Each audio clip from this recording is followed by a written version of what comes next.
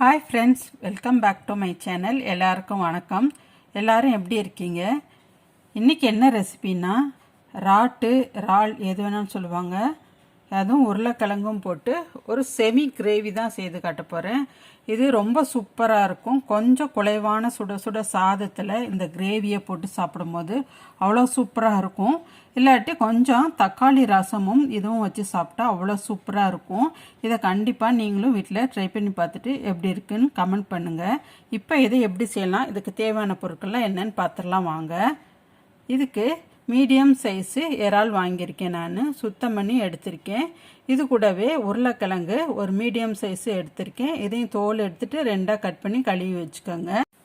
இறாலும் சுத்தம் பண்ணி வாங்கியாச்சு. இதை 2-3 தண்ணியில் அலசி எடுத்துருங்க. அப்போ தான் அந்த கவுச்சி ஸ்மெல்லு இருக்காது. இது கூடவே கொஞ்சம் மஞ்சத்தூளையும் உப்பையும் போட்டு தண்ணி ஊற்றி அலசிட்டிங்கனாலும் இன்னும் நல்லாயிருக்கும். சின்ன வெங்காயம் பொடியாக நறுக்கி எடுத்துக்கோங்க. சின்ன வெங்காயம் தான் அதுக்கு வாசனையாகவும் டேஸ்ட்டும் நல்லாயிருக்கும் இந்த இறாலுக்கு.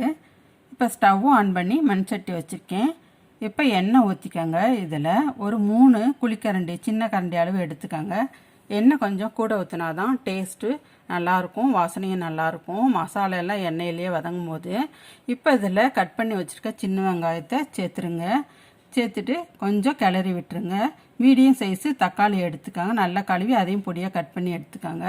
இப்போ வெங்காயத்தை நல்லா வதக்கிக்கோங்க. ரொம்ப ப்ரௌன் ஆகணும்னு அவசியம் கிடையாது. கண்ணாடி பதத்துக்கு வதக்கினா போதும். இறால் கொஞ்சமாக இருக்கிற சமயத்தை இந்த மாதிரி உருளைக்கிழங்கும் சேர்த்து செஞ்சு பாருங்கள். கிரேவி கொஞ்சம் கூடையே கிடைக்கும் உங்களுக்கு. இது டேஸ்ட்டும் வாசனையும் ரொம்ப சூப்பராக இருக்கும். இப்போ கட் பண்ணி வச்சுருக்க தக்காளி நல்லா பழமாக எடுத்துக்கோங்க. அதையும் இதோடு சேர்த்து நல்லா வணக்கி விட்டுருங்க.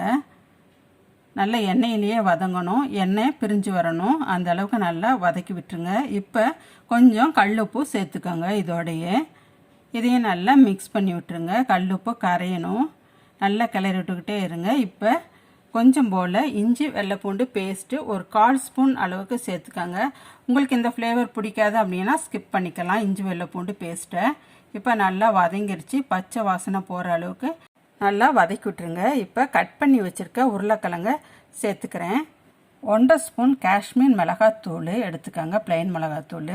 வீட்டில் அரைச்ச மல்லித்தூள் 1/2 ஸ்பூன் எடுத்துக்கோங்க. 1/4 ஸ்பூன் அளவுக்கு மஞ்சத்தூள் எடுத்துக்கோங்க. உங்கள்கிட்ட வீட்டில் அரைச்ச மிளகாத்தூள் பிளைன் மிளகாத்தூள் இருந்தால் கூட இதோட சேர்த்துக்கலாம். நீங்கள் காரத்துக்கு தகுந்த மாதிரி போட்டுக்கலாம். இப்போ எல்லாத்தையும் மிக்ஸ் பண்ணி விட்டுருங்க. உருளைக்கிழங்கு மசாலா எல்லாம் ஒன்று சேர்ந்து வரணும். எண்ணெய் நல்லா பிரிஞ்சு வர அளவுக்கு நல்லா வதக்கி விடுங்க. பச்சை வாசனையும் போகணும். இப்போ கொஞ்சம் போல் சுடு தண்ணி இதோட ஆட் பண்ணிக்கோங்க. நீங்கள் பச்சை தண்ணி ஊற்றினீங்கன்னா டேஸ்ட் இருக்காது குழம்புல. இப்போ இதில் 5 நிமிஷம் மூடி போட்டு மூடி வச்சுருங்க. சிம்மிலேயே வேக வைங்க. அப்போ தான் சீக்கிரமாகவே வேகும், சாஃப்டாகவும் வெந்திருக்கும். இப்போ நல்லா வெந்திருக்கு. ஒரு பாதி வேக்காடு உருளைக்கிழங்கு. இந்த சமயத்தில் நம்ம எடுத்து வச்சுருக்க இறாலை இதில் சேர்த்துக்கலாம். உப்பும் மஞ்சத்தூளும் போட்டு கழுவி க்ளீன் பண்ணி வச்சுருக்கேன். இதை இதில் சேர்த்துட்டு நடுவில் அப்படியே பரட்டி விடுங்க மெதுவாக. நம்ம முதல்லையே இறால் போட்டோம்னா ரொம்ப கல் மாதிரி ஆயிரும். அதனால தான் உருளைக்கிழங்கு பாதி வெந்தோடனே கடைசியில் தான் இந்த இறாலை போடணும். இப்போ பாருங்கள், பாதி வெந்துருச்சு. ஒரு 5 நிமிஷம் மூடி போட்டு வச்சிடலாம். எண்ணெயெல்லாம் மேலே வரட்டும். பாருங்கள், இப்போ வெந்துருச்சு. கருவேப்பிலை கொத்தமல்லியும் கட் பண்ணி சேர்த்துக்கோங்க. இறால் உருளைக்கிழங்கு கிரேவி ரெடி ஆயிடுச்சு. இது சூப்பராக இருக்கும், ரொம்ப டேஸ்ட்டாக இருக்கும். இது வாசனையாகவும் இருக்கும் இந்த குழம்பு. இந்த மாதிரி நீங்களும் வீட்டில் செஞ்சு பார்த்துட்டு எப்படி இருக்குன்னு சொல்லுங்கள். இது டேஸ்ட்டு சாதத்துக்கு ரொம்ப நல்லாயிருக்கும். இந்த டேஸ்ட்டும் வாசனையும் சாப்பிடாதவங்க கூட சாப்பிடுவாங்க இந்த கிரேவி வச்சு. அவ்வளோ நல்லா இருக்குங்க. உங்கள்கிட்ட பெரிய இறாலாக இருந்தாலும் சரி, சின்ன இறாலாக இருந்தாலும் சரி, இந்த மாதிரி செஞ்சு பாருங்கள், ரொம்ப நல்லாயிருக்கும். இது இறால் கருவாட்டில் செஞ்சாலும் இது சூப்பராக இருக்கும் இந்த கிரேவி. இதே மெத்தடில் ட்ரை பண்ணி பாருங்கள் கருவாடு வச்சு. இந்த வீடியோ உங்களுக்கு பிடிச்சிருந்துச்சுன்னா லைக் பண்ணுங்கள், ஷேர் பண்ணுங்கள். தேங்க்யூ.